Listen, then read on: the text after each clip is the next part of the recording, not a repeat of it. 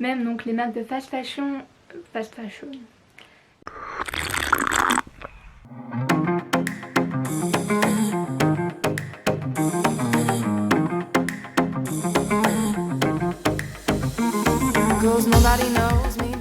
Hello, j'espère que vous allez bien. On se retrouve dans une nouvelle vidéo sur les tendances printemps-été de 2021. Ça fait un petit moment que je voulais filmer cette vidéo, mais j'avais jamais pris le temps de le faire parce que je notais au fur et à mesure mes tendances, mon petit carnet, parce qu'il y a toujours des nouvelles qui arrivent et je voulais vraiment que ça soit complet pour avoir le maximum de tendances qu'on voit le plus souvent ou qu'on va voir vraiment dans les prochains jours.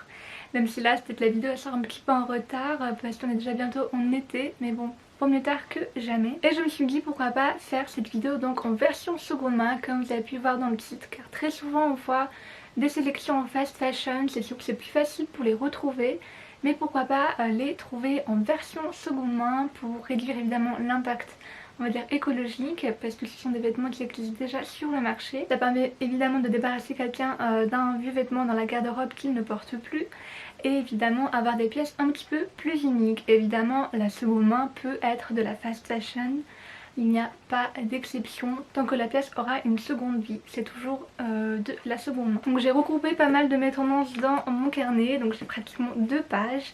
J'ai fait les catégories un petit peu par couleur, imprimées évidemment par les grandes tendances. Donc on va commencer tout de suite. Alors pourquoi pas commencer par les couleurs et les différents motifs qu'on va voir prochainement dans les collections évidemment de fast fashion, mais qu'on peut même retrouver peut-être dans sa garde-robe avec des pièces qu'on a déjà. On a par exemple le bleu roi, le lilas qui est très tendance à chaque saison, surtout au printemps-été. On a notamment vu sur le défilé Off-White, donc très lumineux, ça va vraiment matcher avec pas mal de pièces et surtout notre bronzage d'été. Évidemment toutes les teintes de rose, un petit peu flashy pour ceux qui veulent vraiment la couleur pétante, un peu color block. On retrouve chaque année également, peut-être pour les moins audacieux, du rose un petit peu plus pastel qui se rapproche pareil avec le vert de lin et donc le lilas. Des tons qui peuvent très bien matcher ensemble dans une tenue, que ce soit de jour ou de soirée, avec un petit short ou simplement en combi short, ça peut tout à fait faire l'affaire. Évidemment quand on parle d'été on a également le blanc, donc on a des blancs un petit peu plus saturés avec des tendances un petit peu plus pointues, mais le blanc reste une couleur évidemment indispensable de la garde-robe et on le voit très souvent lors des défilés printemps-été chez les grandes maisons de couture, donc que ce soit en robe, en maillot de bain ou encore en vêtements quotidiens. Donc au niveau des hauts, ça peut être un haut simple ou un haut beaucoup plus travaillé pour aligner la silhouette, comme par exemple chez Jacquemus, on en a vu pas mal. On a vu également le bleu pâle qui était plutôt chez Hugo Boss, un bleu un petit peu plus discret mais qui peut matcher pareil donc avec des couleurs plus douces que pastel. Également le blanc, pourquoi pas, ça fait un très bon assorti. Et évidemment ne pas oublier le rouge vif qui est très tendance ces derniers temps.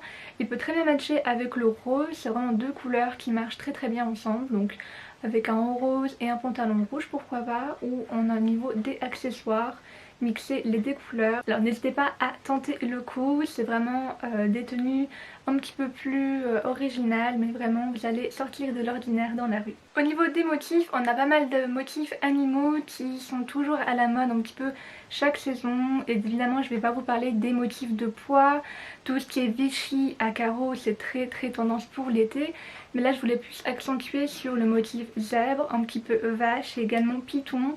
Peut-être python un peu moins, mais vraiment on voit le vache même en termes de décoration revenir vraiment dans la pointe des tendances avec tous les tons pastels. Donc c'est vraiment un match un petit peu plus osé au niveau des tenues, mais je pense que ça peut faire des tenues très originales même si on le mixe avec des pièces beaucoup plus neutres. Et maintenant on va passer aux tendances de ce printemps-été, les pièces phares qu'il faut avoir dans sa garde-robe mais qu'on peut toujours choper en seconde main. Évidemment ce n'est pas une nécessité d'acheter en plus des pièces juste pour être pile dans la tendance. La tendance il faut la s'approprier, donc il ne faut pas non plus copier pour être à la mode tout simplement. Donc la première tendance c'est le col perle à tarte qu'on a vu également chez Chloé et chez Max Mara. Donc c'est vraiment un effet très 70s, donc la tendance 70s revient vraiment dans tous les domaines, dans le cinéma, dans la mode, dans la décoration, on le voit de partout je trouve ces dernières années et c'est vraiment une tendance qui toujours se renouvelle avec des pièces beaucoup plus modernes. Donc même au niveau de la mode, on peut le mixer avec des pièces plus pointues ou plutôt plus classiques, mais c'est vraiment au goût de chacun. Une deuxième tendance un petit peu plus osée, c'est le cut out. Donc vous voyez, avec des formes vraiment très découpées au niveau des formes, que ce soit au niveau des épaules, au niveau des hanches, donc c'est vraiment un petit peu plus osé. On a pu le voir notamment chez Jacquemus ou encore Fendi, donc c'est vraiment une silhouette très féminine. On va plus jouer sur le sexy, mais ça dépend des pièces que vous portez, que ce soit en robe ou plutôt plus discret au niveau d'un pull. Bon, après printemps-été, on peut mettre des petits pulls le soir d'été pour pas choper le petit froid après la plage, mais c'est vrai qu'en hiver c'est un petit peu moins facile à porter. La troisième tendance, c'est évidemment le taille basse, une tendance revenue des années 2000 qui revient en force ces derniers temps. On a pu le voir chez Balmain et Versace. C'est sûr que c'est pas une tendance au goût de tout le monde, mais pourquoi pas pour certaines pièces ça vaut le coup quand le taille haute peut-être ne marche pas, mais c'est vrai que c'est une tendance que beaucoup de gens n'apprécient pas. En parlant de chaussures, on a évidemment les tongs. Alors vous allez me dire tongs, mais les tongs c'est toujours un petit peu indispensable de l'été, mais c'est des tongs un petit peu plus travaillés, plus à plateforme, beaucoup plus élégantes, qui sont revenus sur les différents défilés, comme par exemple chez Jacquemus ou encore Acne Studio. Donc c'est vraiment des tongs un petit peu plus accessoires et qui donnent un côté plus pointu à votre tenue comparé aux tongs plates toutes classiques qu'on met pour aller à la plage. Évidemment, si vous aimez plus quelque chose de plus pointu en termes de tendance, on a également la tendance métallique, donc avec des pièces beaucoup plus un petit peu plus voyantes au niveau des accessoires, mais également aussi comme des hauts, des shorts ou même des pantalons. Ça peut très bien marcher pour les soirées d'été, qu'on a vu notamment chez Max Mara, et Paco Rabanne et encore Louis Vuitton.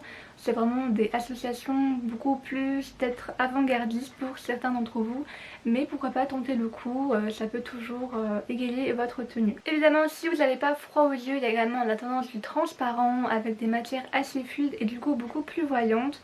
Peut-être plus soit pour aller à la plage ou même se balader en ville si vous osez passer le cap. On l'a vu notamment chez Chanel au niveau des différents tombés et différentes silhouettes, et également chez Acne Studio encore une fois, où il y a vraiment pas mal de tendances en ce printemps-été. Alors là je vais refaire un petit bond en arrière, on va plus parler du printemps, mais vu que c'est printemps-été c'est un petit peu mélangé les deux. On a la tendance des manteaux vestes matelassés, donc soit plus crop top ou beaucoup plus longues au niveau de là où vous habitez ou en fonction de la météo, parce que au printemps il pleut quand même pas mal. Donc des vestes matelassées qu'on a vu chez Isabelle Marant, chez Fendi.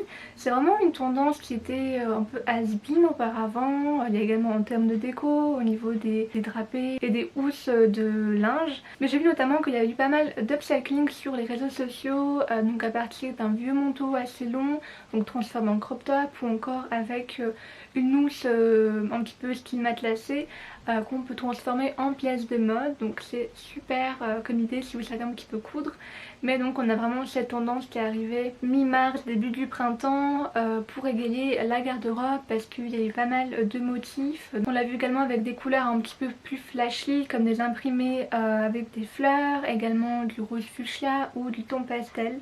Enfin, vous voyez ce que je veux dire au niveau des tenues Pinterest, ça donne vraiment envie de le porter. Toujours en parlant de Jacquemus qui regroupe pas mal de tendances depuis son dernier défilé, on a également les lanières un petit peu minimalistes, donc des lanières assez fines, pareil très sensuelles, un petit peu en rapport avec le cut-out, mais qui peuvent très bien parfaire votre tenue d'été, très féminine et très élégante. Donc pas mal d'inspiration à copier. Autre tendance en termes de chaussures, ce sont les babies, donc très 60s, je vous l'accorde, qu'on a vu notamment chez Miu Miu, et on peut très bien l'associer à la e-girl Alexa Chung qui en portait très souvent.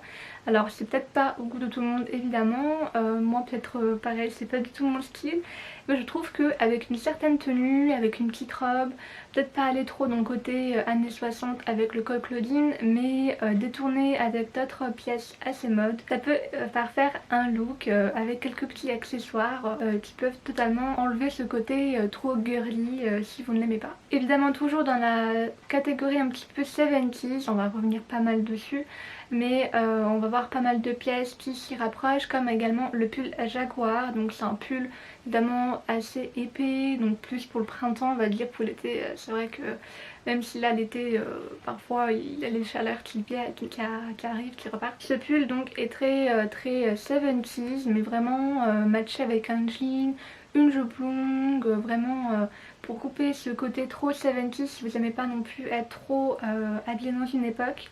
Ça peut parfaire une tenue assez moderne avec des petites lunettes, un petit sac baguette, pareil on va revenir juste après. Ça peut totalement faire l'affaire, on voit pas mal d'influenceuses porter ce genre de pièces, et même sur Pinterest, Instagram, il y a beaucoup de tenues dont on a envie de s'inspirer. Donc n'hésitez pas à tenter le coup et à chercher évidemment en seconde main. Évidemment le sac baguette, comme je vous ai dit juste un instant, est vraiment l'accessoire phare de cet été, printemps-été, même depuis le début de l'année 2021. C'est vraiment le sac à la Carrie Bradshaw qui a été réédité par la maison donc Fendi, on l'a vu pas mal sur les réseaux sociaux. Même les marques de fast fashion l'ont réédité et on peut copier donc sur le modèle original, donc c'est vraiment mieux de le choper en seconde main et plus vintage. Bon, parfois c'est un petit peu un coût à investir, mais ça sera vraiment une pièce qui va durer dans le temps comparé au sac Bershka à 12 € bourré de plastique. Voilà, j'espère que cette vidéo vous a plu, que les tendances vous ont également plu. Évidemment les tendances sont toujours un petit peu en cours de changement, il n'y a jamais les mêmes tendances fixes, mais on peut voir quelques-unes qui restent quand même plus dans le temps que d'autres. Donc n'hésitez pas à me dire en commentaire quelle est votre tendance préférée de ce printemps-été. Si vous avez hésité sur une tendance auparavant et que vous allez peut-être l'adopter dans les mois prochains, n'hésitez pas à me le mettre en commentaire. Et si la vidéo vous a plu, à la liker, à vous abonner, à la partager. Et on se retrouve très bientôt dans une prochaine vidéo sur ma chaîne YouTube. Bye.